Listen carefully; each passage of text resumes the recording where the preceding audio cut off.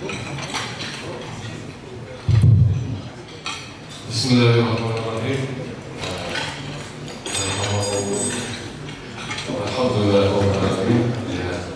Bana maqtov alimlerin Rabbisi, yaratmışlarımız Allah'tan sançları olsun, Allah'tan olsun. Peygamberimiz Muhammed sallallahu aleyhi ve sellem bilim sağlıkları olsun. Bugün de kırmızı bir şeyin kuanışları. Bugün Peygamberimiz sallallahu aleyhi ve sellem Rabbimizin olunuz. Büyük hastalıklar, kazamaklarla bizim imanlara Allah'a olsun. Әрине мен сол алла тағаланы мақтап адан айтып алланың атымен бастап екіншіден пайғамбарымыз саллаллаху алейхи салауат айтып сөзімді бастамақшымын. Әрине мақтау аллаға лайық жараса, алла тағала қанша мақтаса жараса береді. Өйткені ақиқатында әлемдердің 18 Allah'ın Rabbisi bizim her bir işimiz budur әлемдер.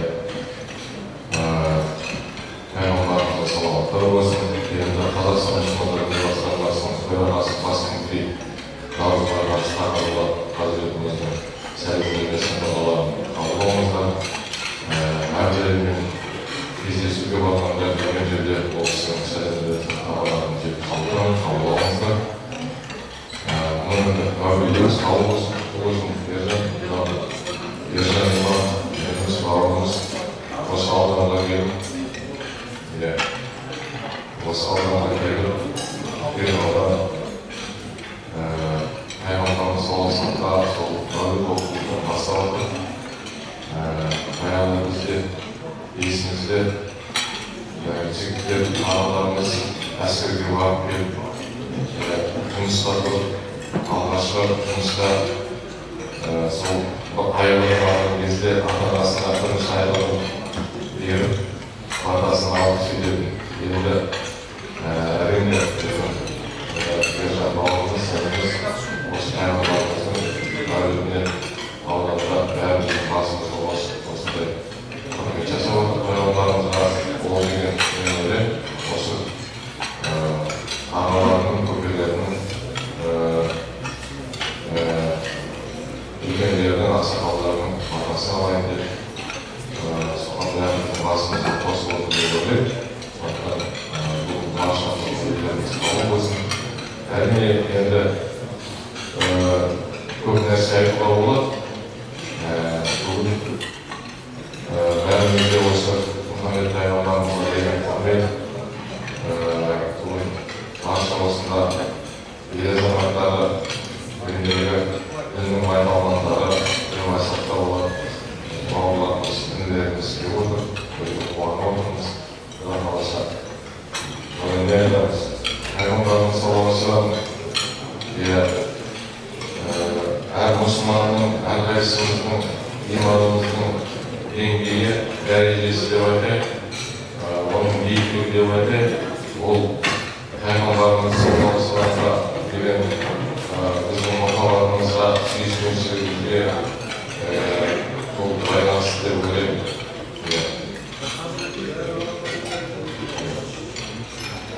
Сондықтан да пайғамбарымыз саллаллаху алейхи ва саллямды қанша жақсы көрсек, сонша біздің иманымыздың дәрежесі биік болады.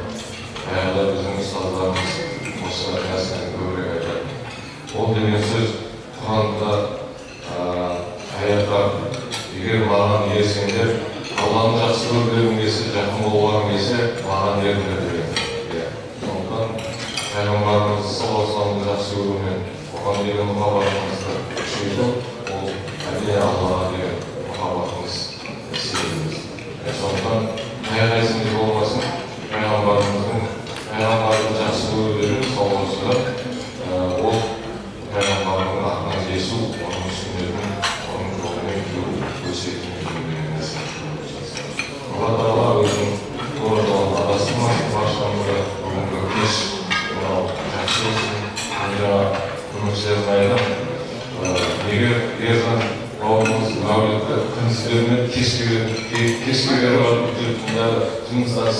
шаршап жатқанымды десем, жоқ, шаршамаймыз, әулетке қайта демалып, сондай салауат тыңдап, осындай ізгі жақсыларды көріп, жүздесіп отырғанға нежесін. Пайғамбарымыз саллаллаху алейхи вассалам хадисінде, хадис шарифінде белгілі хутбада айтылады: Alhamdulillah, ja'ala al-musliman bi qawli kalimati la ilaha illallah wa lam yakun imamu hatta yaqula Muhammad Rasulullah. Kimde-kim егерде Аллаға иман келтіріп, ла иляха илlallah деп, артынша оның Мұхаммад Расулullah деп пайғамбарымызға саллаллаху алейхи вассаламға иман келтірмесе, оның иманы кәміл болмайды, ол болмайды, оның иманы сала болады деген. Бұл өте мықты хадис айтылған хұтбада мен өзім оқимын, баяғыда ұстазым үйреткен осы жыл бойы елге хұтба болатын болса, сол хұтбаның бірі болса, жақсы өткен хұтбамыз. Сондықтан Мұхаммад Расулullah деген бұл пайғамбарымызға өзім хабар сенім. Ал енді шынында да пайғамбарымызға деген хабар сүйіспеншілігіміз қарасақ, құрметті жақсылар, мұсылман адамның қандай да бір амал етіп жүрген сүннет амалдарымыздың артында ол пайғамбарымыз шапағаты. Дұрыс, нәпіл намаз оқысақ, нәпіл ораза болса да, азан айтсақ та, әрет алғанда үш рет әрбір ағзамызды жусақ, бұл бәрі пайғамбарымыздың сүннеті. Бұл пайғамбарымыздың сүннетінің ар жағында не жатыр? Пайғамбарымыздың шапағаты жатыр. Аллаға болсын. Ашамызға ымат берсін, бірлік берсін, тамақтан алып отырыңыздар. Мына осында имамдар мол деп отыр, біздің енді өзіміздің өмірлік осы имамдық, 30 жылдай имам болып қызмет жасадым. Алла көп сөйлесін, әлде күнделікті қызмет жасай берейік. Осы дін исламда Алланың дініне қызмет жасасақ, соған бір пайдамыз тисе деген нәрсе бұл жерімізде. Басқа не жоқ. Алла қалған нәрсесін береді. Сонда жаңағы біздің осы имамдар oldu ғой, осында ұстаздар отыр. Біз енді шыны керек, қазір асқада көп бара бермейміз керек. Бірақ кейде асқа барып қалсақ, мен өзім ойлаймын, сол дұрыс шығар. Еркінге отыр, қарилар отыр, орекенге отыр, мен бірге оқыған жұмыста. Сонда тәжірибесі бар азаматтар ғой. Сонда асқа адамдар сөйлейтін тілек айтқан. Сол тілекті сөздің басында емес, астың басында емес, сол аяқ жағында имамдар, ұстаздар бір ауыз керекті бір шариғатты адамдарға өмірде сұранысқа, сұраққа жауап ретінде бір ауыз сөз есіммен айтып десе, олар көп пайдалы сөз айтып десе болады. Неге десеңіз, адамдар дүниеви сөзді айтып, жаңағы қайсы болған адам марқұмдың өмір баянын айтады, істеген істерін айтады, бәрі дұрыс еске алу дейді ғой, дәрі. Ал енді имамдар, ұстаздар сол жиынның соңында сөйлеп, уағыз айтып, насихат айтып, жақсылыққа шақырып, жамандықтан қайтарып, бір қорытынды жасаса, көпшіліктің ең соңында айтқан әңгіме көбінесе мынау нені санада қалып қояды. Сондықтан ойлаймын, сол ең соңында сөйлегенде жақсы дұрыс. Алла разы болсын. Ал енді тамақтан алып ішіп жеп отырыңыздар, қабыл болсын. Бүгін енді осы дастархан Алла разы болсын. Пайғамбарымыздың құрметіне арналған рахмет тағы айтқым келеді. Осы ұйымдастырушыларға, сержан, басыма Алла разы болсын, қабыл болсын.